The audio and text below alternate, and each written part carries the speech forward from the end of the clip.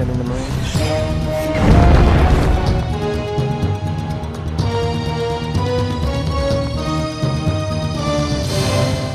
Hola, ¿qué tal? ¿Cómo les va?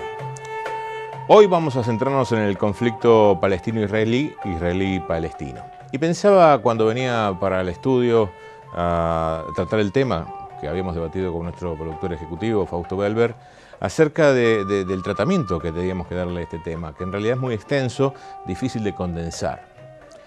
Lo cierto que entre las cosas que pensaba en Yasser Arafat, que fue el creador de la OLP, la Organización de Liberación para Palestina, una organización que fue considerada terrorista en la década del 70 y parte del 80, que a través de estos actos de terror trataba de influir ante el concierto internacional para la reivindicación de las tierras que le corresponden a los palestinos, que ellos dicen están ocupadas por los israelíes.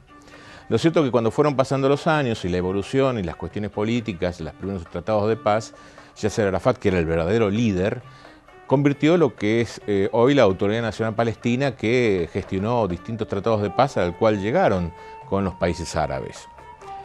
Pero también la muerte de Arafat dejó un poco un vacío acerca del líder del grupo de los palestinos, que se dividió entre Abu Mazen, hoy que es el presidente de la Autoridad Nacional Palestina, y un grupo más radicalizado, no moderado, que es Hamás, que ocupa justamente la Franja de Gaza. Ramallah es la capital de Cisjordania, es la capital de la Autoridad Nacional Palestina, que es considerada también por las Naciones Unidas como un preestado, un estado previo a crearse. Pero claro, las luchas intestinas también dentro de los palestinos y la lucha al mismo tiempo que tenían con otro frente, que es el israelí, hacen que los intentos de acuerdo de paz constantemente sean vulnerados.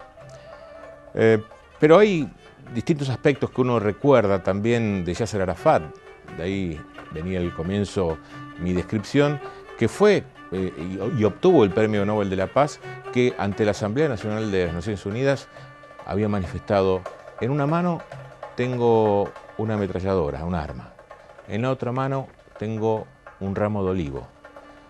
Y dijo: por favor, no me dejen que se me caiga de la mano donde tengo el olivo de la paz. Le estaba diciendo a la comunidad internacional que no querían más enfrentamientos, y de esto hace muchos años. La paz es posible, dijo un papa alguna vez. Sí, es posible, pero lamentablemente se sigue derramando sangre en un conflicto que para algunos no tiene solución, más allá de la intervención de países poderosos como Estados Unidos o algunos árabes que pueden influir.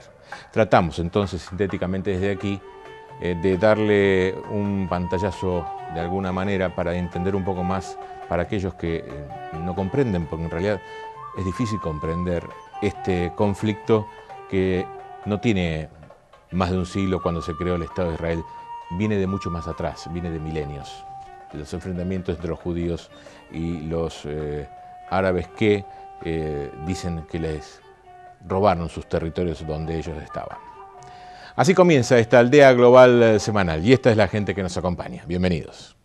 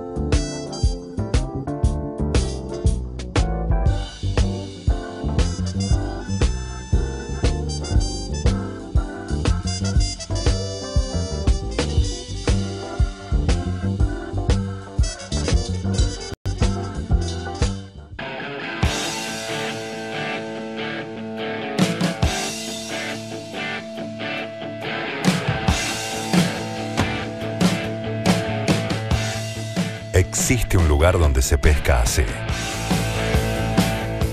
Entre Ríos, una tierra diferente.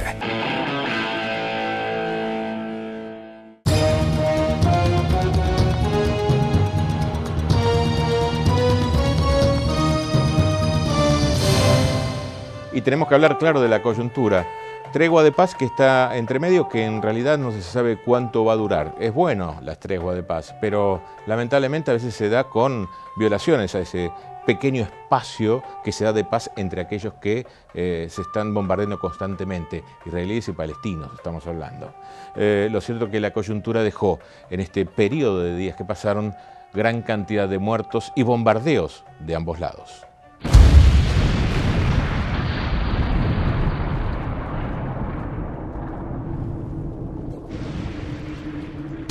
Oriente Medio. Violencia eterna.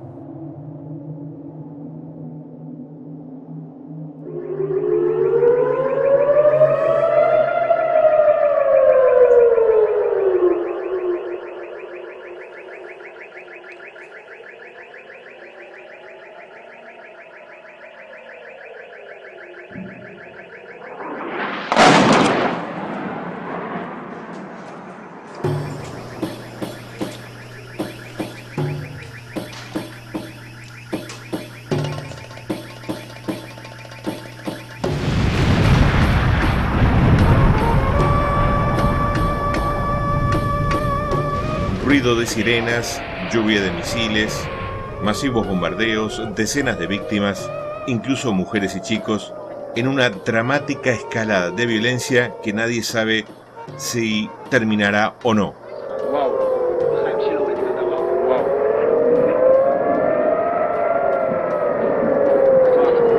La historia se repite, es otra guerra, la enésima en esta parte del mundo donde la paz nunca pareció tan imposible.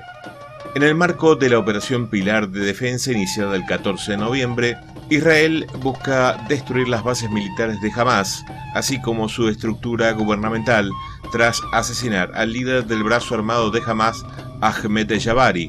Destruyó su cuartel general y otros centros de operaciones en Gaza. Esto provocó una lluvia de misiles palestinos y la violencia desenfrenada volvió a apoderarse de este sufrido territorio. Se estima que el sur de Israel ha recibido miles de proyectiles de Hamás, incluidos proyectiles dirigidos a centros poblados como Tel Aviv y Jerusalén.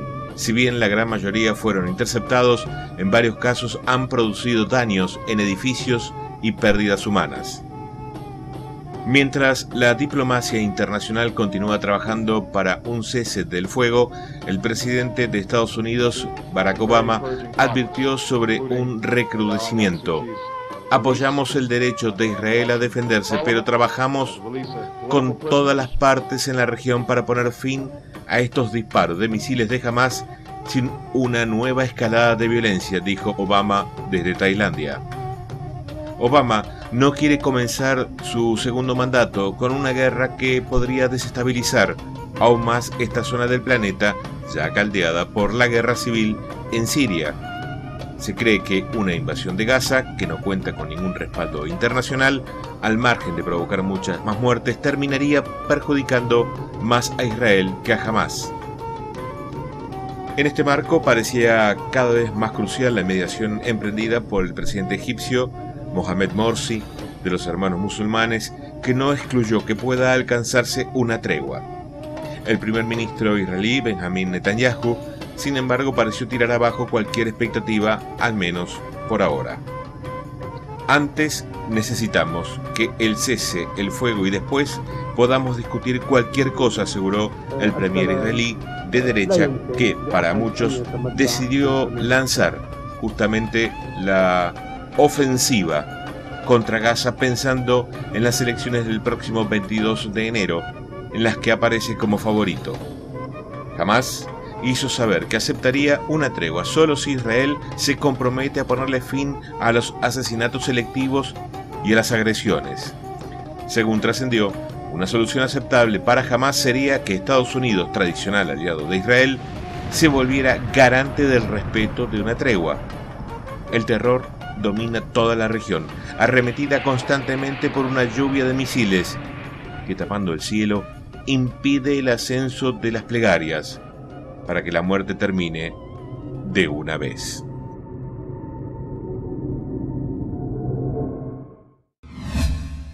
Más allá de lo que yo le decía al principio de esta aldea global, hay una historia enmarcada en la historiografía, en aquellos que enmarcan, por supuesto, el pensamiento de lo que es el conflicto palestino-israelí.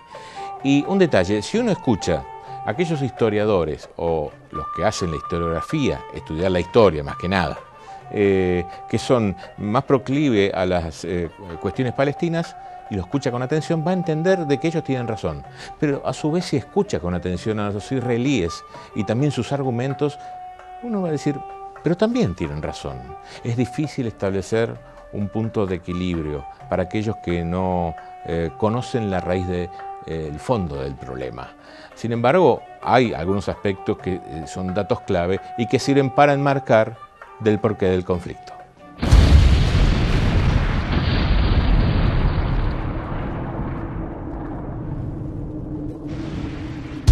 Palestina e Israel. Enemigos íntimos.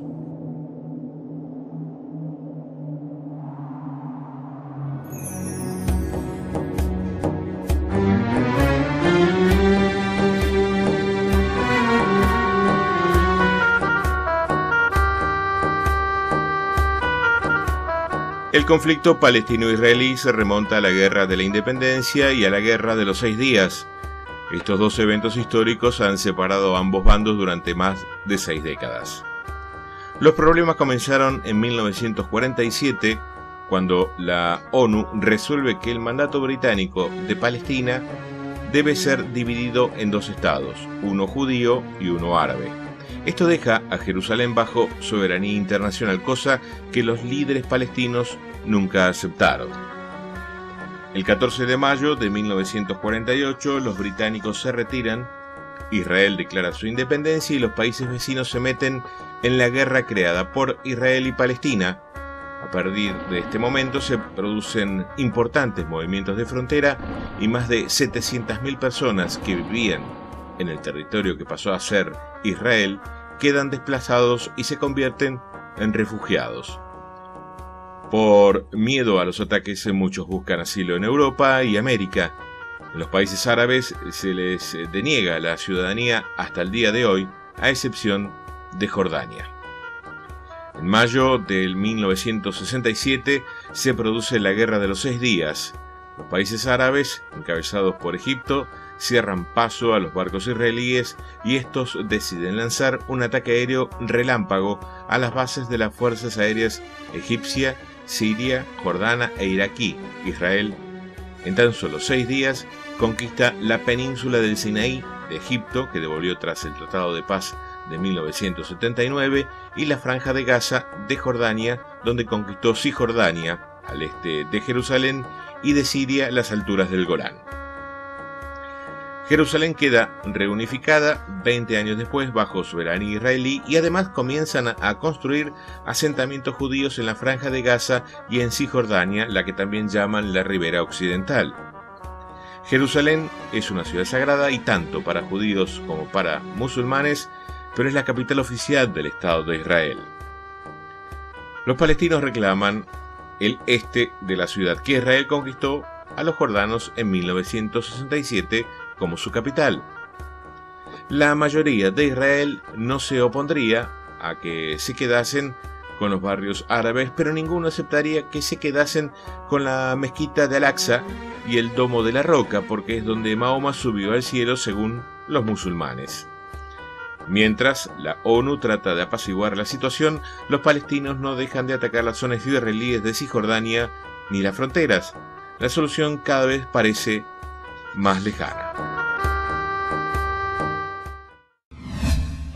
Hablamos ahora del perfil de Hamás, este grupo radicalizado que tiende al enfrentamiento armado, que tiene el control del poder de la Franja de Gaza, donde los israelíes se retiraron en un plan de desconexión que se denominó en el año 2005 plan de desconexión unilateral, porque los israelíes que estaban dentro del territorio de la Franja de Gaza decidieron retirarse y dejarle este territorio directamente a los palestinos, que después en elecciones y en luchas intestinas con la Autoridad Nacional Palestina fueron dominados políticamente, y también la ocupación por parte de este grupo más radicalizado que es Hamás. Pero, ¿quiénes son? ¿Qué hacen?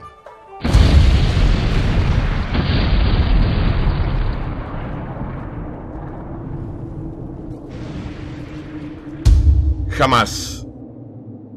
¿Independencia o terrorismo?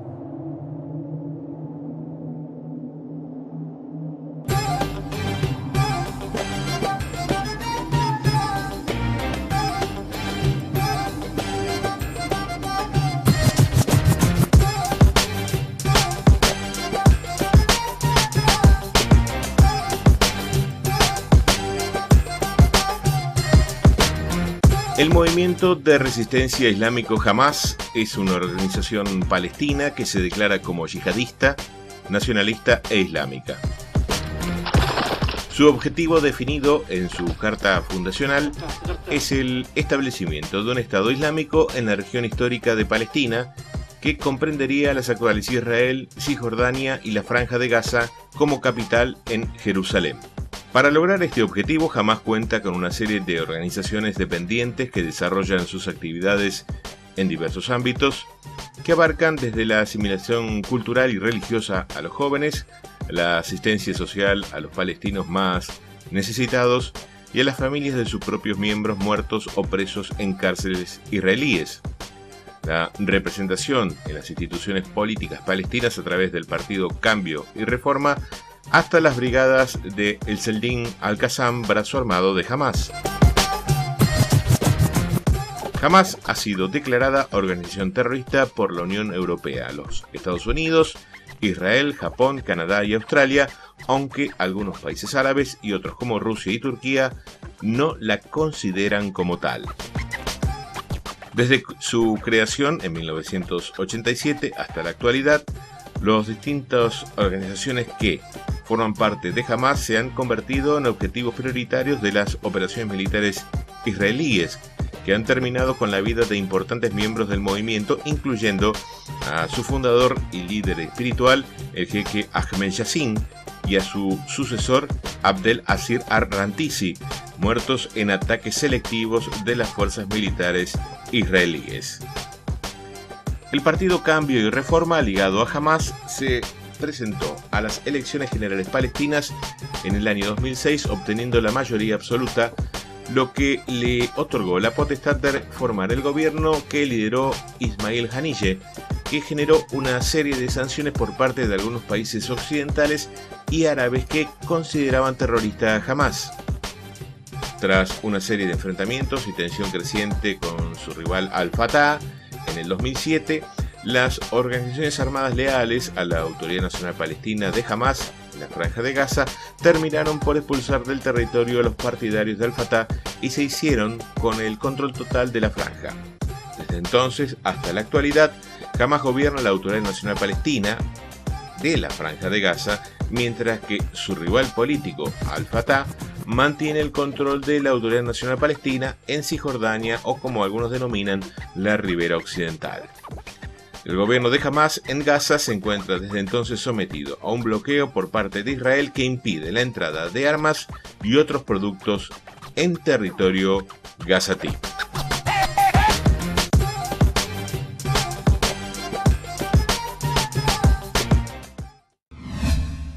Hacemos una breve pausa, en instantes retornamos en esta Aldea Global Semanal. Ya volvemos.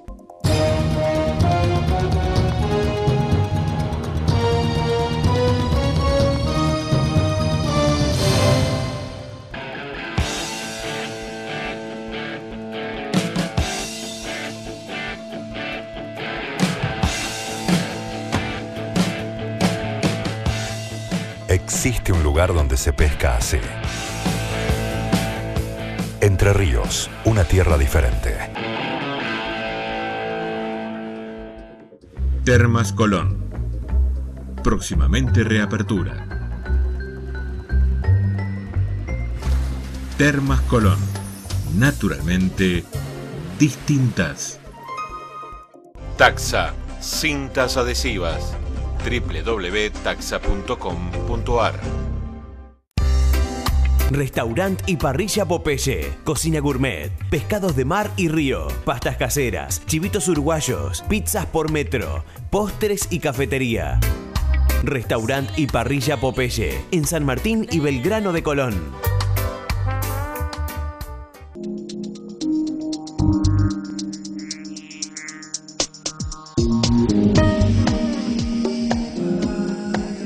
Colón, Entre Ríos.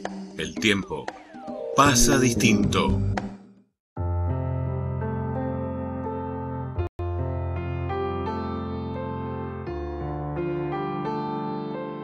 El Centro Terapéutico El Solar Colón, a través de la Fundación Lerralos, sigue trabajando por la plena equiparación de oportunidades.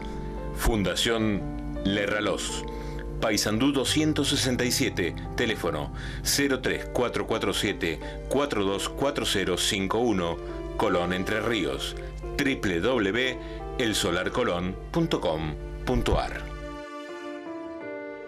ADCADIS, para la plena integración de niños y jóvenes con necesidades especiales en la familia, la escuela y la sociedad. Escuela Privada de Educación Integral número 25, ADCADIS, Boulevard Ferrari 638, Colón Entre Ríos, teléfono 03447 423546, www.adcadis.org.com.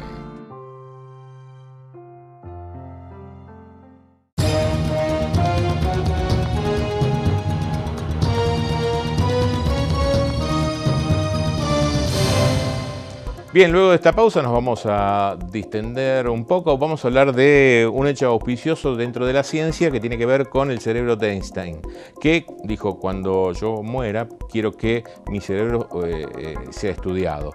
Lo cierto es que cuando él murió, estudiaron, pero no llegaron a ninguna conclusión. Luego se obtuvo nuevamente esa información y ahora se procesó y se descubrió que el cerebro del genio de la física tenía características especiales que lo convierten en un verdadero genio, y casi podríamos decirlo por qué, a raíz de este estudio que se hizo recientemente. El extraordinario cerebro de Einstein.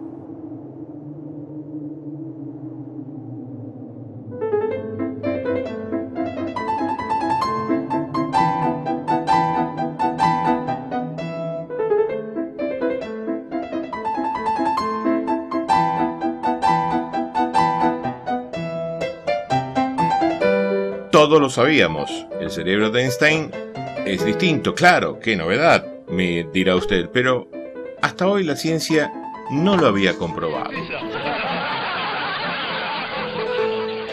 Un estudio encabezado por el antropólogo Dean Falk de la Universidad Estatal de Florida en los Estados Unidos y divulgado por la revista científica Brian describe el análisis de 14 fotos del cerebro de Einstein que nunca habían sido publicadas.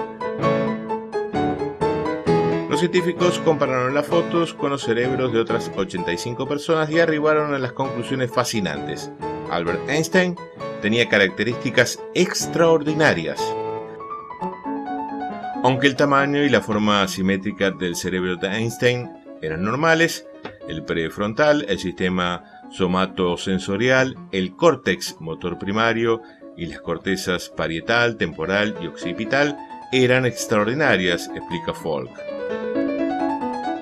El autor concluyó que esa diferencia puede haber proporcionado las bases neurológicas de algunas de sus habilidades visoespaciales, la capacidad de distinguir por medio de la vista la posición relativa de los objetos en el espacio y matemáticas, por ejemplo. Los lóbulos frontales, los que más llamaron la atención, están vinculados a la planificación y el pensamiento abstracto. Asimismo, destaca que los pliegues adicionales le permitirían realizar más conexiones entre las células de su cerebro, lo que ha permitido desarrollar ideas complejas como su teoría de la relatividad.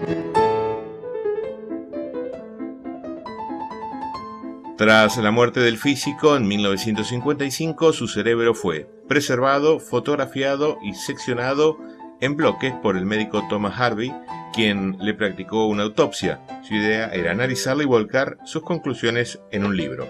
Pero la gran mayoría del material se perdió tras su fallecimiento. Las imágenes que usó Falk estaban en el Museo Nacional de Salud y Medicina de los Estados Unidos y fueron facilitadas por la familia del patólogo.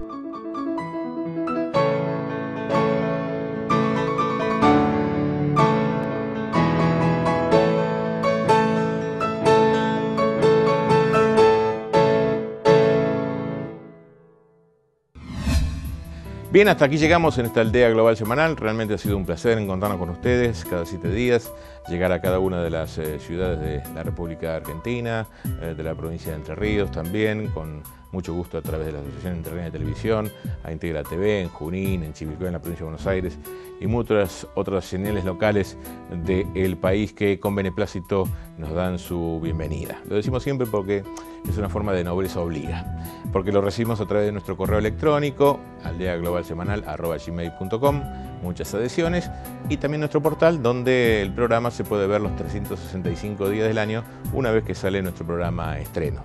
Nuestro portal www.aldeaglobalsemanal.com.ar. Por su compañía, la más importante. Usted que está del otro lado, muchas gracias. Que sigan bien.